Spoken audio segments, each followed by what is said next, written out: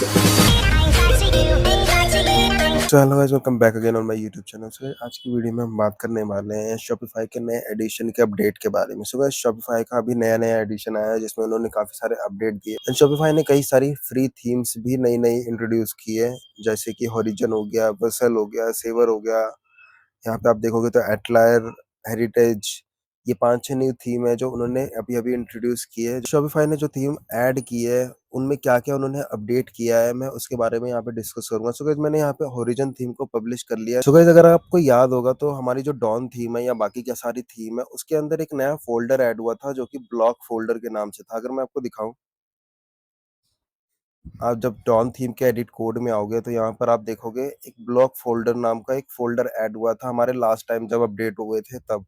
लेकिन इसके अंदर कोई भी ब्लॉक्स ऐड नहीं थे, कुछ भी ऐड नहीं था। तो इन ब्लॉक फ़ोल्डर बिल्कुल खाली था। तो इस ब्लॉक फ़ोल्डर को कैसे यूज़ करना है, इसके लिए मैंने एक वीडियो बनाई थी ऑलरेडी, जो हमारे चैनल पे यहाँ पर है, आप देख सकते हो। लेकिन जो हमारी नई थीम आई है उसके अंदर ये ब्लॉक फ़ोल्डर पूरी तरीके से यूज़ हुआ है। शॉपिफ़ाई जो हमारी होरिजन थीम है, वर्सल थीम है या बाकी की सारी जो नई थीम है ऐड की है, उसमें शॉपिफ़ाई ने ये ब्लॉक फ़ोल्डर को ही पूरा यूज़ किया हुआ है। तो ये ब्लॉक फ़ोल्डर उन्होंने किस तरीके से यूज़ किया है, इस चीज़ के बारे में हम देखेंगे, क्योंकि मैंने जो ये वीडियो बनाए थे उसमें सिर्फ़ मैंने आपको एक लेवल पे बताया था कि किस तरीके से आप ब्लॉक फ़ोल्डर को यूज़ कर सकते हो। लेकिन होरिजन थीम में या बाकी के सारे थीम में जो नई ऐड हुई है उसमें बहुत अच्छे से बताया हुआ है यूज़ करके कि किस तरीके से कितने ब्लॉक्स आप ऐड कर सकते हो अपने एक सेक्शन को बनाने के लिए। तो इस बारे में हम इस वीडियो में डिस्कस करेंगे एंड इसके साथ-साथ हम विज़ुअल इफ की प्रॉपर्टी के बारे में बात करेंगे, जिसके बारे में मैंने ऑलरेडी वीडियो बना रखी है, लेकिन उन्होंने इस प्रॉपर्टी को भी अपने नई थीम्स में ऐड किया हुआ है। तो किस तरीके से उन्होंने इस प्रॉपर्टी को यूज़ किया हुआ है, ये सारी चीज़ें हम इस वीडियो में देखेंगे। जब आगे बढ़ते हैं, सबसे पहले मैं आपको यहाँ पर अगर होरिजन थीम का कस्टमाइज़र ओपन करके दिखाऊँगा एंड मैंने यहाँ पे ऑलरेडी डॉन थीम का कस्टमाइज़र ओपन कर रखा है। तो आप डॉन थीम का जब भी फीचर कलेक्शन का सेक्शन देखोगे, तो इस फीचर कलेक्शन के सेक्शन में सिंपल एक कलेक्शन सेलेक्ट करने का ऑप्शन होता है एंड उसके बाद जो नॉर्मल सेटिंग्स होती है कि कितने कॉलम्स आप दिखाना चाहते हो, सेक्शन का टाइटल, ये सारी चीज़ें होती है नॉर्मल एक सेक्शन में। लेकिन जो हमारी होरिजन थीम ऐड हुई है वहाँ पर का अगर आप फीचर कलेक्शन का सेक्शन देखोगे, तो ये हमारा जो फीचर कलेक्शन का सेक्शन है उसमें यहाँ पे कलेक्शन सेलेक्ट किया हुआ है। उसके साथ-साथ इन्होंने एक हेडर भी बनाया हुआ है कलेक्शन का, जो कि ये कलेक्शन का नाम और ये व्यू ऑल का बटन आ रहा है। उसके साथ प्रोडक्ट कार्ड बनाया हुआ है, जो कि प्रोडक्ट्स के कार्ड दिखा रहा है। तो इन्होंने ये ब्लॉक्स यूज़ करके किया हुआ है। तो ये इन्होंने ये ब्लॉक्स यूज़ करके किस तरीके से किया हुआ है, इस बारे में मैं आपको भी इस वीडियो में बताऊँगा। तो आप देख सकते हो यहाँ पे इन्होंने पहले हेडर सेट किया, उस हेडर ब्लॉक के अंदर कलेक्शन टाइटल नाम से भी एक ब्लॉक है और व्यू बटन के नाम से भी एक ब्लॉक है। उसके बाद फिर इन्होंने एक मेन कंटेंट, आप इसको इस तरीके से लिख सकते हो कि इसका एक हेडर हो गया प्रोडक्ट कार्ड का, सेक्शन का। उसके बाद इसके अंदर का मेन कंटेंट, और अगर कोई फुटर ऐड करना चाहे तो वो इसका फुटर कंटेंट भी ऐड कर सकता है ब्लॉक के थ्रू।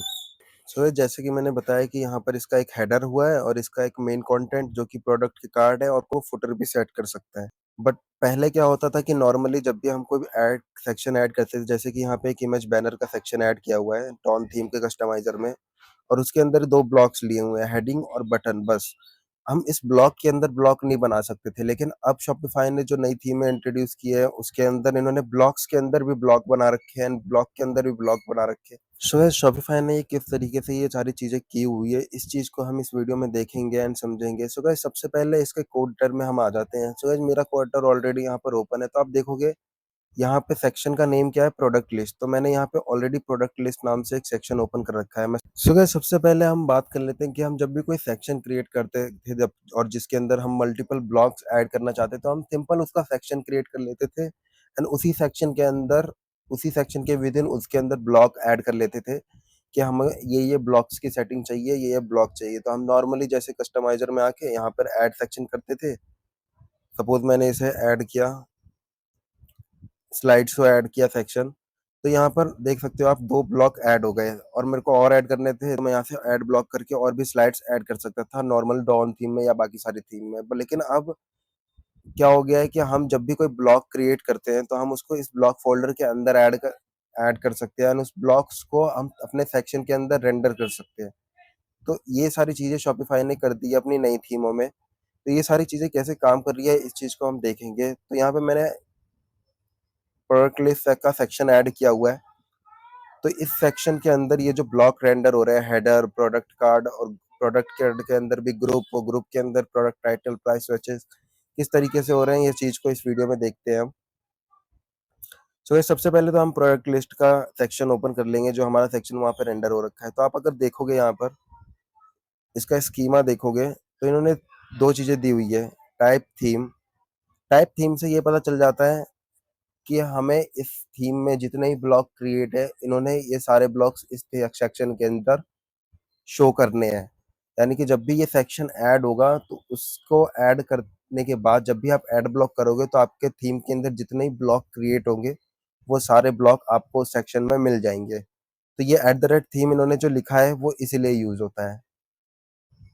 उसके बाद इन्होंने नॉर्मल जो सेक्शन की सेटिंग होती है, कलेक्शन दिया हुआ है और बाकी सारी चीजें दी हुई है। अब मैंने बात की थी आपको विजिबल इफ की प्रॉपर्टी की, तो आप देख सकते हो यहाँ पे विजिबल इफ की प्रॉपर्टी इन लोगों ने यूज कर रखी है कि इफ लेआउट कैरोसेल है तो दिखेगा, अगर एडिटोरियल है तो दिखेगा। अगर मैं आपको इसको कस्टमाइजर में दिखाऊं, तो इन्होंने टाइप के पे लगा रखी है ये चीजें। तो अगर आप ग्रिड पे जाओगे, तो आप देख सकते हो यहाँ पे कैरोसेल ऑन मोबाइल आ गया ऑप्शन। अगर आप कैरोसेल ओपन करोगे, तो ये हट गया। अगर आप एडिटोरियल ओपन करोगे, तो ये सारी चीजें हट गई, और इसके और इस ऑब्जेक्ट के रिलेटेड जो चीजें डिफाइन हो रखी होगी वो आ जाएगी। तो विजिबल इफ की प्रॉपर्टी इन्होंने इस तरीके से यहाँ पे यूज कर रखी है। अब कर लेते हैं हमारे मेन पॉइंट पे, जो है ब्लॉक फोल्डर से रिलेटेड। तो इन्होंने अभी तक तो यहाँ पे नॉर्मल सेटिंग दे रखी है। अब हम इसका प्रीसेट देखते हैं। सो गाइस सबसे पहले बात कर लेते हैं कि प्रीसेट होता क्या है। सो गाइस प्रीसेट होता है जब भी आप सेक्शन का ऐड करोगे, तो उस सेक्शन में कुछ कंटेंट दिखता है, उसे प्रीसेट कहते हैं। मतलब आपने सेक्शन ऐड किया और आपने उसका प्रीसेट दे रखा है कुछ, तो आपका जब भी वो सेक्शन ऐड होगा, तो वो प्रीसेट ऑलरेडी उठा लेगा और आपके उस सेक्शन के अंदर वो कंटेंट प्रिंट कर देगा जो आपने प्रीसेट में सेट किया होता है। तो उसे ही प्रीसेट कहते हैं। तो इन्होंने भी यहाँ पे प्रीसेट दे रखा है, एंड प्रीसेट के अंदर ही सारी चीजें डिफाइंड है कि क्या क्या चीजें वहां पर रेंडर होगी और किस तरीके से रेंडर होगी। तो आप अगर इसका प्रीसेट देखोगे, सपोज मैं आपको दिखाता हूँ यहाँ पे। इसका जो प्रीसेट है वो यहाँ से शुरू हो रहा है। अगर आप इसके नेम पे होवर करोगे, तो प्रोडक्ट लिस्ट ग्रिड आ रहा है, एंड हमारा भी यहाँ पे प्रोडक्ट लिस्ट ग्रिड ऐड हो रखा है।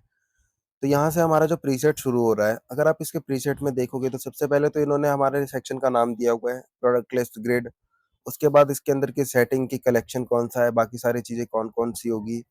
उसके बाद इन्होंने फिर एक ब्लॉक ऐड किया इसके अंदर, यानी कि हमारा जो ये मेन शुरू हुआ यहाँ से प्रोडक्ट लिस्ट ग्रिड का, यहाँ से शुरू हो गया प्रीसेट। उसके अंदर पहला ब्लॉक ऐड हो चुका है, जो कि हेडर है।